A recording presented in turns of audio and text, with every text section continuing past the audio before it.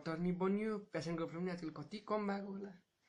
अर्को त गर्लफ्रेन्डले नि मारी टेन्सन दिन्छ हो त्यसले त। 1 वर्ष भइसक्यो ब्रेकअप दिउ भनेर फोन गर्छु, न फोन उठाउँछ न मेसेज रिप्लाई गर्छ, ब्रेकअपै नलेला जस्तो छ। खोइ पेसेन्ट नै आउँदैन यार आजकल। साह्रै गाह्रो पर्यो मलाई त यो मामला।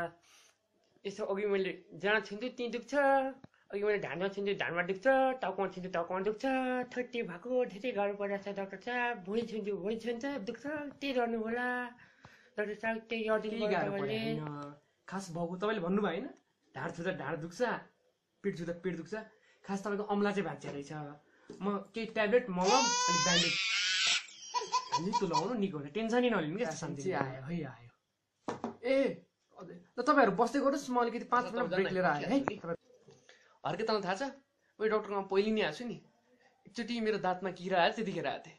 अनि डक्टरले मेरो दाँतको किराको उपचार गरिदिनु भयो। के गर्नु हो त्यस्तो, डक्टर त खास फिजिसियन हो त, डेन्टिस्टको काम पनि गर्छ क्या। म भन्दै थिएँ नि, 5 दिनसम्म दुध बिस्कुट खानुहोस्, छोटो दिन किरा आफै निक्लिन्छ भन्नु। मन छक्क दङ्ग परेँ म त।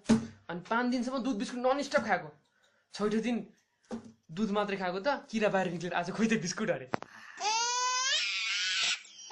तँलाई थाहा छ मेरो बुढी लास्ट खर्चालिस यार, लास्टै खर्चालिस क्या। के भन्नु क्या तँलाई, अति नै खर्चालिस यार, अति नै।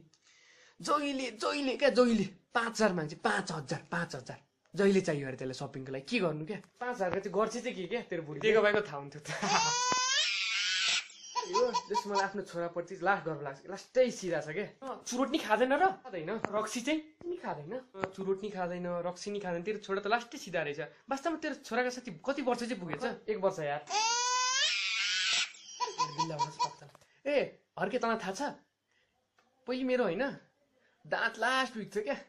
अनि म पहिले एउटा टुथपेस्ट युज गर्छ दाँत तगडा गर्नको लागि। अहिले त्यसको नाम के हो थाहा छ? थाहा छ तँलाई? नि त नाम गैडा साहब सिमेन्ट हो। बुझिस्? ऊ डक्टर साहब, नमस्ते डक्टर साहब। हेर्नु डक्टर साहब, मेरो यो घाँटीमा हिजो भेम्पायरले टोक्दैछ हौ। हेर्नु न के भएको, धेरै टेन्सन लाग्यो त मलाई। त्यसमा पानी खानु न, पानी निको हुन्छ र डक्टर साहब। यो पानी लिक हुन्छ कि हुन्न थाहा हुन्छ नि।